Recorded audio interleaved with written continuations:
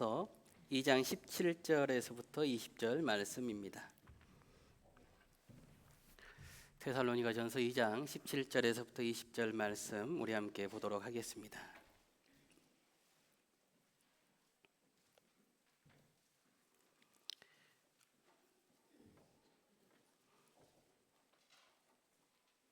교독하겠습니다. 형제들아, 우리가 잠시 너희를 떠난 것은 얼굴이요 마음은 아니니 너희 얼굴 보기를 열정으로 더욱 힘썼노라.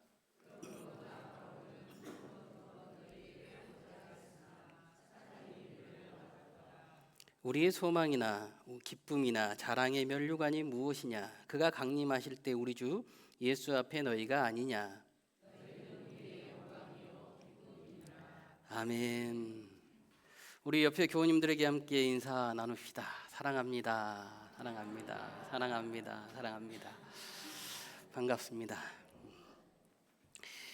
오늘부터 다시 데살로니가를 돌아와서 함께 말씀을 나누려고 합니다. 우리가 그동안 예수님의 순환과 부활을 묵상하면서 십자가 말씀을 함께 나누었는데요. 다시 이제 데살로니가서를 돌아와서 우리가 하나님의 말씀을 나누겠습니다. 데살로니가서는 성도의 신앙생활에 관하여서 말씀하고 있습니다. 구원받은 하나님의 사람들이 어떻게 믿음 안에서 형제와 지체가 서로 교류하면서 그리스도의 사랑으로 이어져 나가야 되는가. 그래서 특별히 모범적인 교회였던 데살로니가 교회를 통하여서 하나님은 우리에게 말씀해 주고 있습니다. 형제가 어떻게 사랑하고 어떻게 신앙생활을 해야 되는지. 여러분, 요즘 시대는 대단히 긴밀하게 서로가 서로에게 연결되어 있는 시대죠. 휴대폰을 통하여서 전화 한 통이면 언제든지 대화를 나눌 수 있습니다. 또 인터넷을 통하여서 영상의 그 통화를 통해서 얼굴도 볼 수 있어요. 뿐만 아니라 언제든지 문자 메시지를 통하여서 서로의 상황을 주고받기도 합니다. 대단히 긴밀하게 연결되어 있습니다. 그런데 역설적으로도 이러한 현대 사회 속에서 도리어 많은 사람들이 외로움과 우울증에 시달리고 있다는 거예요.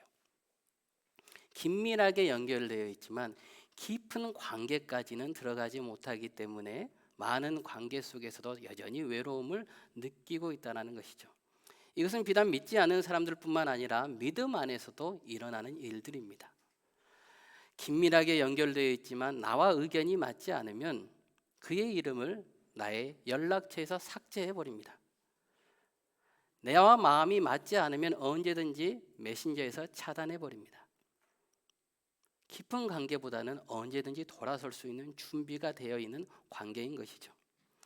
그래서 하나님께서는 오늘 말씀을 통하여서 예수 그리스도의 사랑으로 그 십자가의 은혜로 구원받은 신자들이 어떻게 살아가야 하는가에 관하여서 말씀해 주고 계십니다. 17절 말씀을 보시면 형제들아, 우리가 잠시 너희를 떠난 것은 얼굴이요 마음은 아니니 너희 얼굴 보기를 열정으로 더욱 힘썼노라 라고 성경은 말씀하고 있습니다.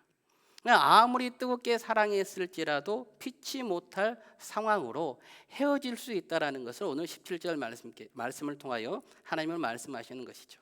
너희를 떠난 것은 얼굴이요.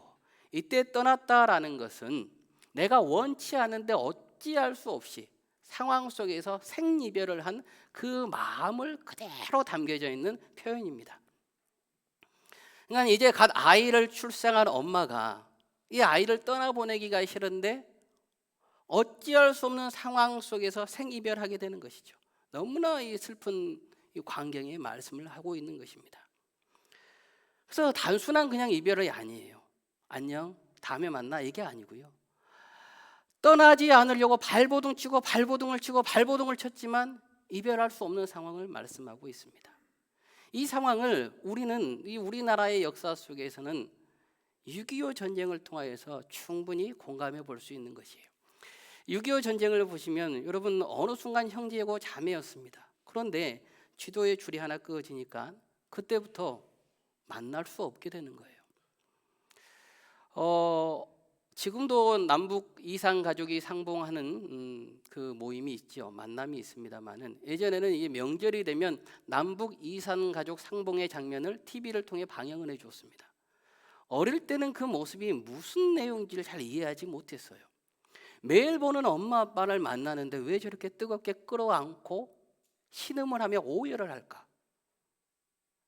형제를 만났는데 저렇게 오열할 만한가? 근데 지금 와서 다시 그 장면들을 기억해 보니까 여러분 생각해 보십시오. 어제까지 엄마 아빠와 함께 밥을 먹었어요. 근데 전쟁 속에서 서로 도망가다가 잠시 놓여 있었는데 그 눈앞에 선이 그어집니다. 그때부터 정치적 이데올로기로 인하여서 갈 수 없는 거예요. 만날 수 없는 거예요. 어제까지 함께 공기놀이를 했고 이 비석치기를 했던 형제와 자매가 더 이상 만날 수 없게 되는 거예요. 그들의 마음이 어땠을까? 40년이 지났더라도 50년이 지났을지라도 그들의 마음은 남겨진 부모, 헤어진 형제를 한 번도 잊은 적이 없을 것입니다. 죽었는지 살았는지도 알지 못하는 그 형제와 부모를 만났으니 얼마만큼 기뻤을까? 자식을 낳아보니까 깨닫는 것이죠. 야, 그때 그들의 모습이 바로 이것이었겠구나. 자신들이 원하지 않는 모습 속에서 헤어졌는데 다시 만나는 그 만남의 시간이 얼마만큼 마음 아팠을까? 자신들이 원한 것도 아닌데 이 정치적인 이데올로기로 인하여서 헤어진 그들의 마음. 오늘 바로 17절의 말씀이 그 마음이에요. 그 마음 속에서 너희를 떠난 것은 얼굴이요 마음은 아니니 너희 얼굴 보기를 열정으로 더욱 힘쓰노라. 어떻게 해서든지 너희 얼굴을 내가 꼭 봐야겠다. 내가 너희들을 다시 만나고 싶었다. 너무나 만나고 싶어서 발버둥을 쳤지만 18절 말씀을 보시면 사탄이 우리를 막았다라고 성경은 말씀하고 있습니다. 내 모든 심장과 뼈를 깎아내는 마음으로 다시 한번 볼 수 있으면 보고 싶어, 만나고 싶어. 그런데 사탄이 이 모든 것을 막았다라는 거예요. 정치적인 상황으로, 경제적인 상황으로 만날 수 없게 만들었다는 것입니다. 여러분, 오늘 우리가 함께 예배드리고 서로 형제 자매의 얼굴을 보고 있습니다. 어쩌면 우리에게는 대단히 자연스러운 매주의 시간인 것 같지만 여러분, 우리가 몇 년 전에 코로나만 생각해도요 만나기 대단히 어려웠습니다. 우리가 오늘 일주일 만에 서로의 얼굴을 보고 만날 수 있다는 것, 이거 자체가 하나님의 은혜인 줄로 믿습니다. 우리가 어떤 사고로 나지 않고 아프지 않고 주님께서 주시는 그 은혜와 건강 가운데 살아왔기 때문에 오늘 서로의 얼굴을 볼 수 있는 것이에요. 야, 우리 성도님 그냥 오셨네, 나오셨네가 아닙니다. 우리가 모두가 하나님의 은혜 가운데서 나왔다는 거예요. 여러분, 데살로니가 교회와 오늘 하나님의 사람들이 있는 거리는 500km 정도 되었습니다. 그러니까 지금처럼 자동차가 없기 때문에 걸어서 열심히 걸어서 가면 20일, 조금 시간을 호흡을 가다듬고 간다면 30일의 시간이 걸렸어요. 그렇게 해서라도 보고 싶었지만 사탄이 막았다는 것입니다. 이 사탄이 막았다는 것은 영적인 부분만 아니라 경제와 정치를 이용해서 어떻게 해서든지 막았다는 것이죠. 그래서 만나고 싶지만 만날 수 없었음을 오늘 성경은 말씀해 주고 있습니다. 왜 이렇게 형제를 만나고 싶었을까? 사탄이 막았다면, 야, 사탄이 막기 때문에 내가 너희를 볼 수 없다, 이런 변명거리가 좋지 않아요? 우리가 주일 예배에 나오기 전에 그럴 수 있잖아요. 내 몸이 좋지 않아서 내가 미리 선약이 있어서 예배 자리에 나오지 못했습니다. 이 사탄이 막은 것을 그럴듯하게 변명할 수도 있었을 것입니다. 그런데 그렇게 하지 않았습니다.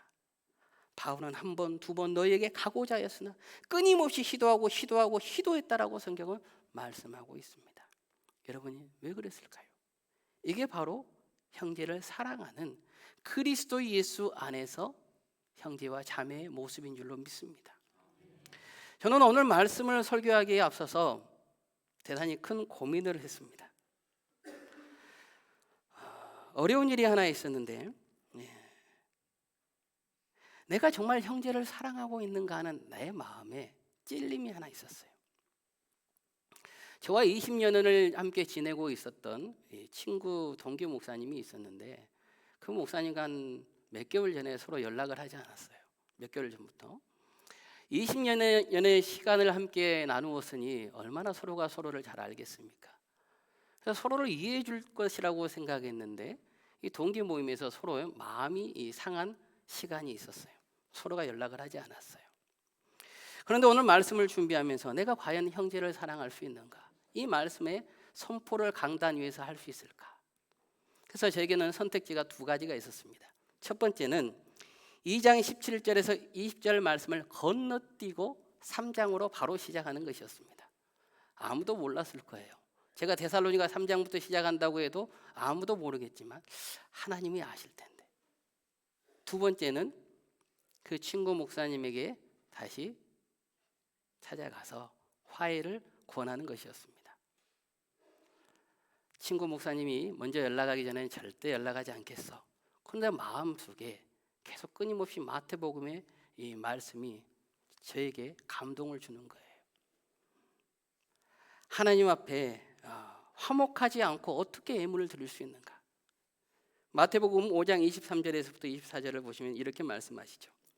그러므로 예물을 제단에 드리려다가 거기서 내 형제에게 원망 들을 만한 일이 있는 것이 생각나거든. 예물을 제단 앞에 두고 먼저 가서 형제와 화목하고 그 후에 와서 예물을 드리라. 이 말씀이 생각나는데 감동이 오는데 이 말씀을 모른 채 외면하려고 했었어요.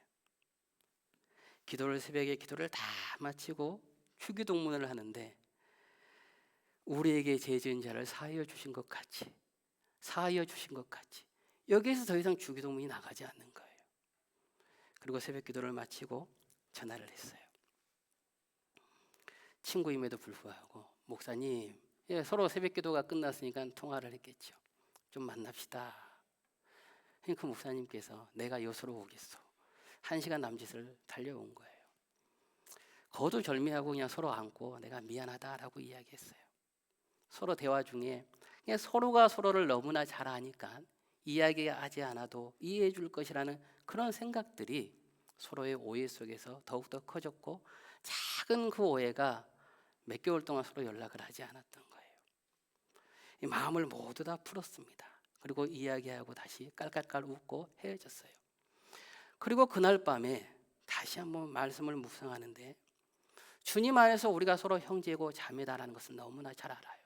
20여 년 동안 정말 힘들 때 서로에게 힘이 되어 주었고 말할 수 없는 부분도 서로의 기도 제목을 나누어 가면서 함께 기도했던 친구였습니다. 그런데 왜 서운했을까? 도대체 무엇이 나를 그렇게 아프게 했을까? 도대체 무엇이 그렇게 형제요 자매고 둘도 없는 이 사랑이라고 했던 내 그 친구 목사님과 몇 개월 동안 연락을 끊었을까? 실제로 사랑이라고 생각했지만 그 안에는 어떤 목적이 있었더라고요. 조건이 있었어요. 내가 이만큼 사랑해 주면 너도 나를 이만큼 사랑해 줘야 돼. 내가 너를 이만큼 이해했기 때문에 너도 나를 이만큼 이해해 주어야 돼라는 마음이 내 안에 있었던 것이죠. 완전한 사랑이 아니었던 거예요. 그대로 상대방을 상대 그대로 받아들였어야 되는데 그렇지 못했던 거예요. 여러분 예를 한번 들어볼까요? 우리가 지난주에 전도 초청 주일로 지켰습니다. 우리 전도 대상자들이 전도함에도 있습니다. 대부분의 전도의 대상자들이 내 형제요 자매일 겁니다. 또는 우리의 배우자일 수도 있어요. 우리가 여러분 그 배우자에게 사랑 그 자체로 다가가야 되는데 전도하기 위해서 내가 아내에게 남편에게 아주 잘해줍니다. 남편에게 밥을 차려주고요. 맛있게 차려주고 남편에게 이야기합니다. 여보 다음 주에는 꼭 교회 나가야 돼. 여보 다음 주는 초청주일이기 때문에 꼭 함께 가야 돼. 아내에게도 잘합니다. 또 자녀에게도 아들아 딸아 다음 주에는 꼭 나와 함께 가자. 그리고 아들에게 딸에게 배우자에게 대단히 잘했는데 전도 초청주일에 나오지 않았어요. 그러면 내 마음이 어떻습니까? 어떻게 당신 그렇게 할 수 있어? 아들아 딸아 너가 어떻게 그렇게 할 수 있느냐? 내가 너에게 사랑을 다 줬고 내가 너가 원하는 건 모두 다 해주었는데 너는 왜 나에게 그 작은 부탁 하나 들어주지 않느냐? 너는 왜 나의 사랑을 이렇게 갚을 수 있느냐? 아마 우리는 서운해할 겁니다. 억장이 무너질 겁니다. 그런데 곰곰이 생각해 보십시오. 사랑이 먼저가 아니고 전도가 목적이 되어버린 거예요. 수단이 되어버린 거예요. 그러니까 사랑해야 될 내 가족을 어떠한 조건을 바라는 행동으로서 나아갔던 것이죠. 괜히 서운해지는 거예요. 섭섭해지는 거예요. 조건이 있었다라는 것입니다. 여러분 그래서 사랑에는 조건이 없어야 됩니다. 목적이 없었어야 됩니다. 예수 그리스도께서 우리에게 보여주시는 그 사랑은 목적이, 조건이 없었다라는 것입니다. 오늘 말씀을 보시면 만일 하나님의 사람들이 데살로니가 교인들에게 어떤 조건이, 어떤 목적이 있었다면 사탄이 막았기 때문에 나는 너희들에게 가지 않을 것이다 라고 말할 수 있었을 거예요. 그러나 조건이 없었습니다. 예수 그리스도의 그 사랑을 따라서 완전한 사랑으로 나아갔던 것입니다. 그렇기 때문에 어떠한 이유에서든지 그들을 보고 싶어 했던 것이죠. 제가 앞에서 언급했던 친구 목사님도 마찬가지입니다. 나를 이해해 줄 것이라고 생각을 했지만 조건이 있었던 것이죠. 완전한 사랑이 아니었음을 알게 된 것이에요. 여러분, 우리가 지난주 예수님의 순환을 묵상했습니다. 부활을 묵상했습니다. 예수님의 사랑이 완성되는 것이 어디입니까? 바로 십자가 아니겠습니까? 그 예수님의 사랑을 보면요, 예수님께서 혹여라도 우리들을 향한 어떤 목적과 조건이 있었다면 그 십자가 지지 않았을 것입니다. 대제사장들과 바리새인들, 서기관들은 둘째 치고라도 예수님과 24시간 동행하며 동고동락했던 제자들이, 그 제자 중에 한 명이 예수님을 은30에 팝니다. 저는 절대로 예수님을 부인하지 않을 것입니다 라고 그래도 제자들 중에 가장 괜찮은 제자, 수석 제자로 세웠습니다. 그런데 그가 예수님을 3번이나 부인합니다. 십자가에 달려 돌아가실 때 예수님께서 십자가 밑에서 아래를 쳐다보았을 때 한 명의 제자 외에는 그 누구도 없었습니다. 예수님께서 혹여라도 조건이 있고 목적이 있었다면 예수님은 그 십자가에서 내려오셨을 겁니다. 나 너희들을 위해서 십자가에 죽을 수 없다. 어떻게 3년 동안 함께 했는데 너희들이 나를 위해서 이렇게 할 수 있니? 그러나 예수님께서는 조건이 없으셨어요. 목적이 없으셨어요. 예수님께서 모든 것을 내려놓고 내 제자들이 없구나, 그 보이지 않는 제자들을 탓하기보다는 그대로 십자가에 모든 고통을 감내하고 사랑으로 우리를 이끌어 주시고 제자들을 이끌어 주셨던 것입니다. 그 사랑이 없었다면 우리가 어찌 감히 주님 앞에 구원받은 자녀로서 이 자리에 나와서 예수님을 그리스도라고 고백하고 하나님을 아빠라고 부를 수 있겠습니까? 그래서 우리의 사랑에는 여러분 목적과 조건이 없어야 하는 줄로 믿습니다. 주님은 누구를 탓하지 않았어요. 오히려 주님을 배신한 베드로에게 가서 말씀하시지 않습니까? 요한복음 21장에 너가 나를 사랑하느냐? 너 아직도 나를 여전히 어떤 목적으로, 어떤 조건으로 사랑하니? 너 정말 나 사랑하니? 사랑하니? 여러분, 우리가 형제와 형제를 사랑함에 있어서 어떤 조건과 목적이 없이 서로 사랑하시기를 주님의 이름으로 축복하고 기도합니다. 그래서 마가복음 3장 35절 말씀을 보시면 누구든지 하나님의 뜻대로 행하는 자가 내 형제요 자매요 어머니이니라. 누구든지 하나님의 뜻대로 행하는 자. 여러분, 하나님의 뜻이 무엇입니까? 율법이 진정한 하나님의 뜻입니까? 외식적인 신앙이 정말 하나님의 뜻입니까? 본질이 무엇이냐고요? 우리가 성경을 항상 들고 다니는데 성경의 본질이 무엇이냐고요? 사랑 아닙니까? 사랑이죠. 하나님의 뜻, 그 사랑이에요. 그 사랑을 가지고 나가지 않으면 여러분, 우리는 형제와 자매가 될 수 없다는 것이에요. 우리가 그 하나님의 사랑으로 전진해 나가시기를 바라겠어요. 저는 그래서요, 가장 어려운 말이 사랑한다는 말입니다. 사랑한다는 말. 하나님과 깊이 교제 나누면서 기도하면서 하나님 사랑합니다라고 했다가 바로 회개합니다. 감히 내가 하나님을 사랑한다니. 감히 하나님을 내가 사랑한다니. 우리가 쉽게 입을 열어서 하나님 사랑합니다, 하나님 찬양합니다 라고는 할 수 있어요. 그런데 우리가 정말 하나님을 하나님 그대로 사랑할 수 있느냐는 것입니다. 하나님 그대로 사랑해야 되는데 여전히 저의 기도 속에서는, 우리의 기도 속에서는 하나님 교회를 위해서 이것도 필요하고요, 하나님 내 가정을 위해서 이것도 필요하고요, 항상 필요한 어떤 조건이 있는 거예요. 목적이 있는 것이에요. 주님, 내가 이것밖에 되지 않습니다. 내가 주님을 사랑한다고 해놓고서 또 여전히 주님께 구하는 것이 있네요. 주님, 나를 불쌍히 여겨 주옵소서. 여전히 나는 모자란 자입니다. 긍휼히 여겨 주옵소서. 그 사랑 앞에 엎드릴 수밖에 없는 것이죠. 여러분, 우리가 이 사랑을 깨닫고 나간다면 진정한 오늘 말씀 안에서 형제들아, 사탄이 아무리 나를 가로막을지라도 너희들을 보고 싶다, 어떠한 수단과 방법을 쓰지 않고 너를 보겠다라는 진정한 사랑의 마음이 나타나게 되는 것이죠. 그래서 이 사랑을 어떻게 표현할 수 있을까? 이 사랑을 우리가 어떻게 실천하고 나가는가? 그런데요, 여러분, 우리 안에서 이 사랑이 발현되는 곳이 있더라는 거예요. 어디입니까? 우리가 아픈 환우를 위해서 중보기도 할 때, 합심기도 할 때 이 사랑이 발현되는 것이에요. 여러분, 아픈 환우들을 위해서 기도할 때 여러분 어떤 조건이 있습니까? 환우가 건강해져서 하나님, 내게 좀 맛있는 밥을 사게 해주십시오. 그런 조건이 있으세요? 없단 말이에요. 환우가 건강한 모습으로 다시 돌아와서 함께 예배드리고 찬양하고 주님께 영광 돌리는 그 교제만 나눌 수 있으면 좋겠다는 거예요. 어떤 조건이 없죠. 이게 진정한 사랑이라는 거예요. 이게 진정한 사랑이에요. 하나님, 제발 그 환우가 다시 나타나서 건강해져서 주님 안에서 함께 기도하며 찬양하며 기쁨을 나눌 수 있도록 은혜 주옵소서. 이게 진정한 사랑이라는 거예요. 이 사랑이 여러분 발현되는 것이죠. 조건이 없습니다. 어떤 목적이 없습니다. 건강한 모습으로 돌아오기만을 바랄 뿐이에요.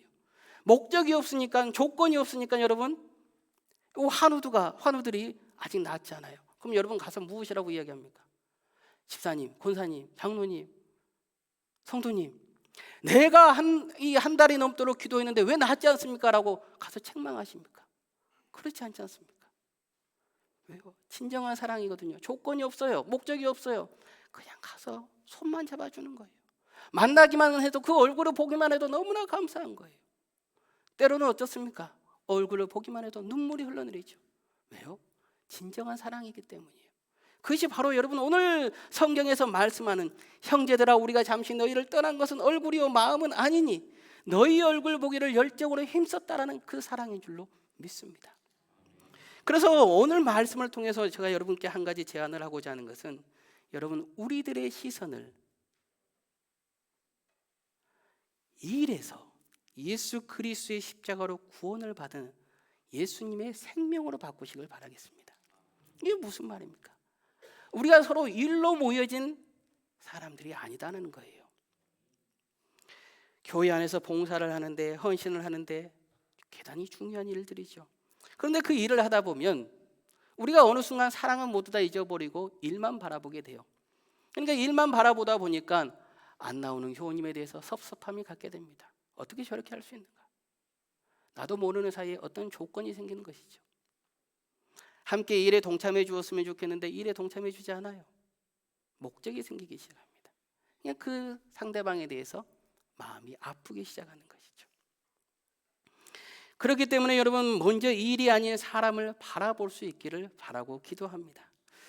우리가 잘 아는 누가복음 10장 40절에서부터 42절 말씀을 보시면 마르다와 마리아의 말씀이 나옵니다. 그 말씀을 보시면 성경은 이렇게 전해주고 있습니다. 마르다는 준비하는 일이 많아 마음이 분주한지라 예수께 나아가 이르되, 주여, 내 동생이 나 혼자 일하게 두는 것을 생각하지 아니하시나이까? 그를 명하사 나를 도와주라 하소서. 주께서 대답하여 이르시되, 마르다야, 마르다야, 내가 많은 일로 염려하고 근심하나 몇 가지만 하든지 혹은 한 가지만이라도 족하니라. 마리아는 이 좋은 편을 택하였으니 빼앗기지 아니하리라 하시니라. 40절 말씀을 보시면 준비하는 일이 많아 마음이 분주했다라는 것입니다. 예수님께서도 마르다에게 말씀하십니다. 내가 많은 일로 염려하고 근심한다라는 것입니다. 마르다는 사랑의 완전하신 그 완벽체 되신 예수님을 앞에 두고도 일을 바라보았던 것이죠. 마음이 분주한 것이에요. 일이 많았던 것이죠. 일을 바라보자 예수님이 보이지 않아요. 여러분, 일을 보기 시작하면 예수님께서 우리 옆에 앉아 계셔도 예수님이 보이지 않는다라는 것이에요. 마리아가 보이지 않죠. 그러니까 마리아에게 섭섭해요. 너 마리아야, 너 그렇게 할 수 있니? 너 너무한다. 일하지 않는 사람이 보이는 것이죠. 그래서 여러분, 봉사하실 때 청소를 하고 식당에서 밥을 하고 또 찬양대에서 연습을 하고 또 어떤 행사를 할 때 대단히 중요합니다. 그러나 외적으로 너무 완벽하게 치르는 것에 목숨 걸지 마십시오. 혹여나 일을 하시다가 옆에 있는 성도님에게 상처를 주고 있다면 그 일을 멈추세요. 일이 먼저가 아니라 사람이 먼저이기 때문이에요. 예수 그리스도의 생명으로 구원받은 성도가 먼저이기 때문이에요. 내 옆에 교우님을 먼저 바라볼 수 있어야 되는 것이죠. 여러분, 행사는 잊혀지지만 상처는 계속 남게 된다고요. 오늘 19절 말씀을 보시면 우리의 소망이나 기쁨이나 자랑의 면류관이 무엇이냐? 그가 강림하실 때 우리 주 예수 앞에 너희가 아니냐? 여러분, 우리가 주님 앞에 나아갔을 때 야, 너 얼마만큼 일했니? 너 행사 얼마만큼 치루었니가 중요한 게 아니고 너의 면류관, 너 옆에 너와 함께하고 있는 형제가 몇 명이나 있니? 라고 주님께서는 물어보신다는 거예요. 이게 우리의 면류관이다라고 성경은 말씀하고 있는 것이죠. 옆에 있는 성도님들이 바로 우리의 면류관이 되는 줄로 믿습니다.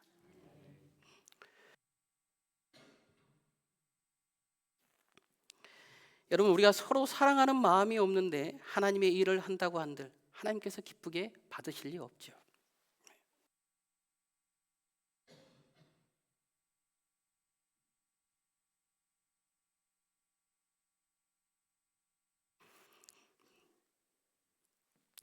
제가 죄송합니다.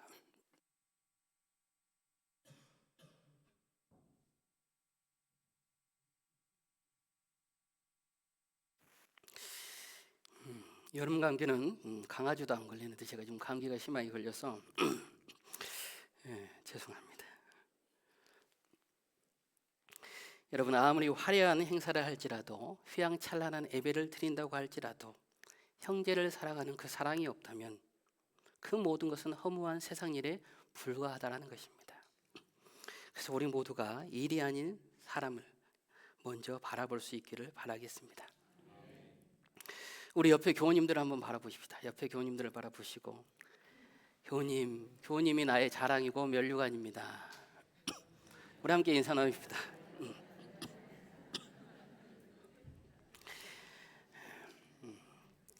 우리 20절 말씀 함께 읽겠습니다. 너희는 우리의 영광이요 기쁨이니라. 아멘. 여러분, 우리는 하나님께 예배를 드리러 나오면서 가장 중요한 것을 잊어버릴 때가 많이 있습니다. 한 주간 말씀을 묵상하면서 그렇더라고요.